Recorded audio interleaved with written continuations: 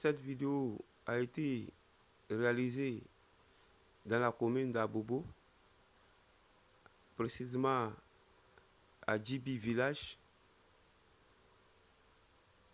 sur la route d'Alépé. Ce site est le point de rencontre entre la route d'Alépé et la voie Y4 d'Abidjan. Et pour faciliter la circulation à ce niveau, un gigantesque échangeur est en cours de construction sur cette voie dans le cadre de la Y4 qui est l'autoroute périphérique de continuement de la ville d'Abidjan ou encore appelée la ceinture d'Abidjan. Comme vous pouvez le constater, les travaux avancent bien. Sur la chaîne, vous pouvez trouver une playlist qui est dédiée à la construction de cet échangeur. Donc si vous rentrez dans la playlist, vous allez voir le début de la construction de l'échangeur jusqu'à aujourd'hui pour voir comment les travaux avancent et pour voir si ça avance vite ou pas parce que les dates sont mentionnées dans les vidéos.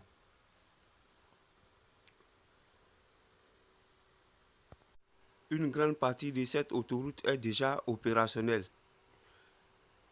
C'est une autoroute qui va nous permettre d'aller directement de Bassam jusqu'à l'autoroute du Nord sans entrer à l'intérieur du Grand Abidjan. Donc c'est une route qui va nous permettre de gagner en temps, de circuler plus rapidement. Jadis, au début, nombreuses sont les personnes qui disaient on ne mange pas goudron, on ne mange pas goudron, on fait pont, on ne mange pas pont. Ils n'ont pas encore compris l'importance de la route. Si on ne mange pas pont, mais il y a que tu manges là, banane que tu manges, les bétails que tu manges aussi là, c'est pas Abidjan ici, c'est produit. Hein. Ils quittent à l'intérieur du pays, voire dans les pays limitrophes. Maintenant, ces bétails-là viennent comment?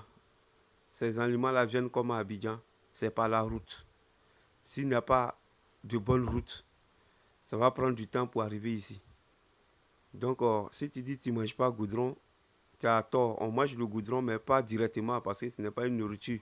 Mais c'est le goudron qui te permet d'avoir tout ce que tu as ici aujourd'hui comment on appelle ça, dans un temps bien limité. Parce que quand il y a la route, quand l'état de la route, on arrive à circuler comme il se doit et rapidement. C'est ce qui le permet. Et je constate aujourd'hui sur les réseaux que nombreuses sont les personnes même qui disaient auparavant on ne mange pas goudron, on ne mange pas pont, on a fait, qui aujourd'hui réclament goudron dans les régions. Et tout le monde a fait appel aujourd'hui à goudron. Donc, ça veut dire qu'ils ont commencé à comprendre l'importance de la route, l'importance du goudron. Donc, cet échangeur-là, vraiment, est une fierté pour la Côte d'Ivoire. La Côte d'Ivoire, aujourd'hui, est un pays qui est vraiment lancé sur la route du développement durable. Donc, soutenons les dirigeants, les autorités pour faciliter ce changement-là. Soyons tous acteurs pour la construction du pays. Soyons tous pour le bonheur du pays. Soyons tous pour le pays, que le pays avance comme il se doit. Donc, suivez le reportage jusqu'à la fin. C'est de vous montrer juste comment avance la construction de cet échangeur.